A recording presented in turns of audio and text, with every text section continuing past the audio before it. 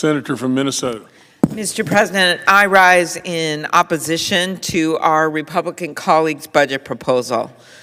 This plan is all about giving tax cuts to billionaires and then finding the money to pay for it. Let's make that really clear. This week, they are moving forward in both the House and the Senate with their plans. While the plans are different, the destination is the same.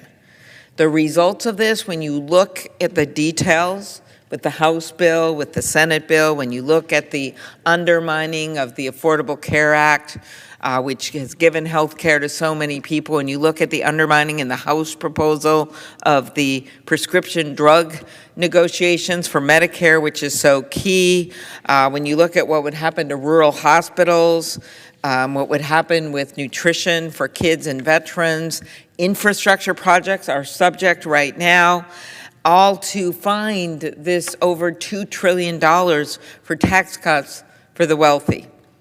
It is no wonder that 2/3 of Americans, and this is in a number of public polls, think the president isn't focused enough on lowering costs. And no wonder they believe by a 13-point margin that these policies will actually increase inflation.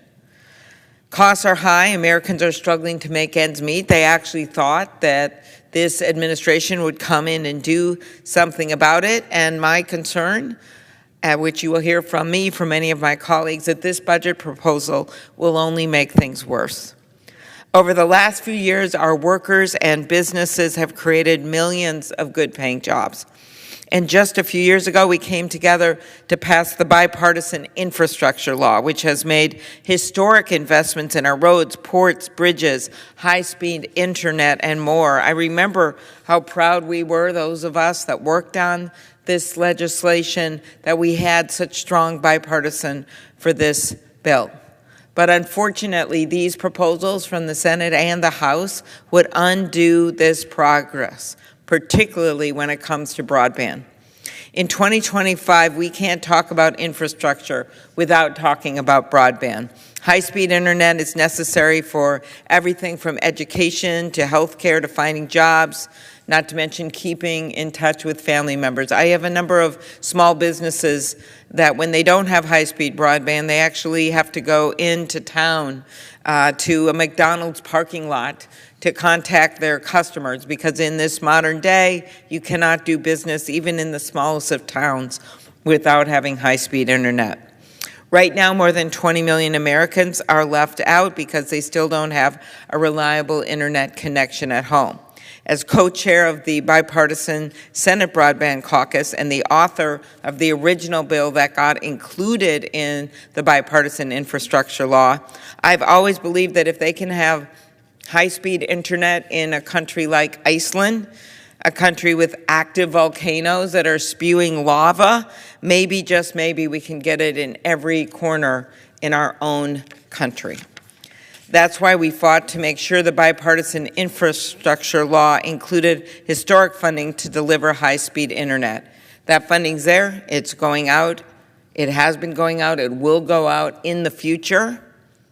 I would love if it had just all happened in 1 year, but that funding is going out. But that progress is going to be ground to a halt if this money instead goes to tax cuts for the wealthy. Slashing funding for infrastructure and high-speed internet is only the beginning. The budget also threatens health care for over 8 million seniors and more than 31 million kids. On top of that, it would force rural hospitals to shut their doors, and it would threaten the future of Medicare drug price negotiations, which I noted earlier.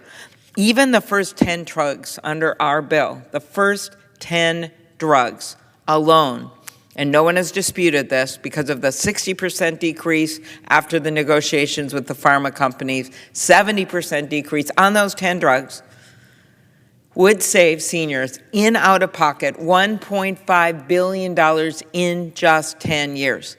Pharma got a sweetheart deal 20-some years ago. I wasn't here when that happened, but it is time to change it. We did. The first 10 drugs came out. Now this administration has been handed the torch to handle the 15 drugs that need to be next negotiated. After that, they pick 15 more, and hopefully these are all blockbuster drugs. But if this is undermined, as happened in the House bill, in a sop to pharmaceutical companies, but if this is undermined, so much money will be left on the table and go to the rich people instead of the consumers who need those less expensive drugs. We should not be paying twice as much as other industrialized nations for pharmaceuticals in this country, where so much taxpayer money already went into research and development. Unfortunately, under our budget that we are getting proposed here by Republicans in the Senate and the House, seniors won't be the only ones forced to rely on food banks. Republicans are planning to make sweeping cuts to programs that millions of Americans rely on for nutritious food. Addressing hunger shouldn't be a red issue or a blue issue. It should be an American issue. In fact, this body has often worked across the aisle to improve nutrition programs. While grocery prices continue to increase, seniors, children, and veterans should not be left hungry to pay for tax cuts for billionaires. This is making it harder and harder for Americans to put dinner on the table. In fact, we found out that due to Elon Musk's activities, that I guess several avian flu experts, people working on the front line, were accidentally fired. While the prices of eggs have been going up sky high, these people were removed from their jobs. They are now fast-tracking a rehiring of these employees, saying that it was an accidental mistake. We really can't afford accidental mistakes for watching the nuclear stockpile or trying to solve this problem of avian flu anymore. We have to actually help people instead of increasing their costs or their risk when it comes to safety. The budget slashes funding that Americans across the country rely on to pay their mortgages and makes it harder, the House bill, for them to afford flood insurance. This will make life harder, not to mention more expensive, for the Minnesotans whose homes were flooded over the summer, for people in Kentucky who are facing deadly flooding as we speak, and countless other Americans. These proposals, cuts to housing, healthcare, infrastructure, they have one important thing in common.